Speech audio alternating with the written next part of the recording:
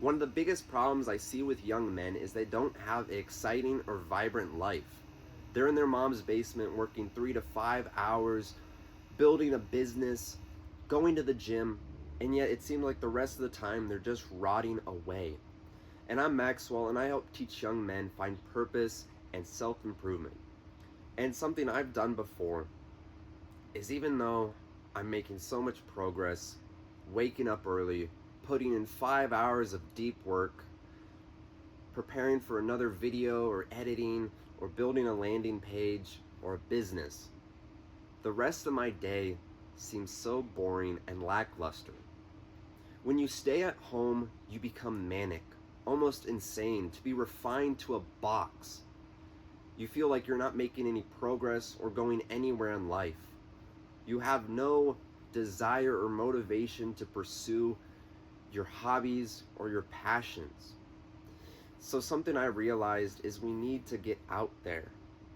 We need to leave our room and build a vibrant life. Because I don't know about you, when I'm locked in and I'm doing so much work, and it seems like the only stuff I have going in my life is my work and working out, I would spend 3 hours in the gym, and that's way too much. And yeah, it's probably with a friend, but that's the only exciting thing I had going on. The rest of my life was so boring. Not enough to attract a woman or high value men to be my friends, and it was displeasing.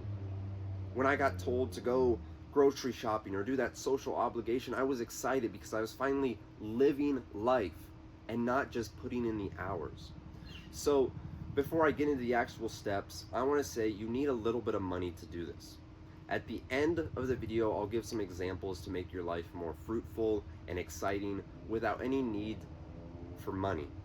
But to get into this, we need to understand that life is a video game, and it's all about leveling up and maximizing our skills. You have your main storyline, which is your, I'd say, social obligations: work, college, entrepreneurship, working out, and those can be some great focuses. And they take up a lot of time too. But in the rest of that, it can seem so boring when you're not pursuing life or living it. So this is the money aspect of it, is to go out and to play different side quests. Now, to play these side quests, it's as simple as going out and going bowling with a friend, go to the rock climbing gym, taking the bus to the town next to yours. It's very little minuscule things, but they can lead to stories and really fun moments. Something I used to do when I was working part-time at this grocery store is every day before work, I would go to the sandwich shop on the corner of my street, and I would talk to the same people almost every other day. I would build a bond. I would maybe eat there or just talk to people, chillax. It was a nice environment to set my day up for going to work. And it wasn't just it just wasn't wake up, wipe my ass, go to work, come home, work out. It's boring. So something as little as that, like maybe before you go to your school, I go to college, something I could do is I could wake up early enough, because my class is at 8:30. I could go at 7 to the coffee shop, enjoy an espresso, maybe get ready for the day, practice the quiz, and you're in this new environment kind of eagering you to not only get out, talk to new people, but be open, and it gives you more passion to pursue life. So just that little sprinkle improves your life by doing these side quests. I know people that are still stuck into the 9 to 5, but they're content because they have life outside of it. They're playing games of pickup basketball all the time. They are going on little vacations on the weekends. They're filling their time with things. When you're stuck in that room, in that box, with all these hobbies and passions you're supposed to be doing, you have no motivation when you're not actually building that momentum. And that is just leveling up. And something else I have is Instagram maxing. Now, you don't have to be super into social media or building a personal brand, but something I enjoy and actually holds me accountable to the actions I do and how I live my life are posting 5 stories minimum to Instagram. And that's going to end up giving you more of a vibrant and exciting life, because why would you upload a photo of your breakfast if you're accountable to this task of your plain ass cereal? No. What would be more exciting, and yeah, maybe you're doing it for others, so forth, is you cook the eggs, you make the guacamole toast with some honey and nuts on the side, and you're showing it off to people. And then when you go to the gym, you record a set, and maybe you talk a little bit. You're downtown or in the coffee shop.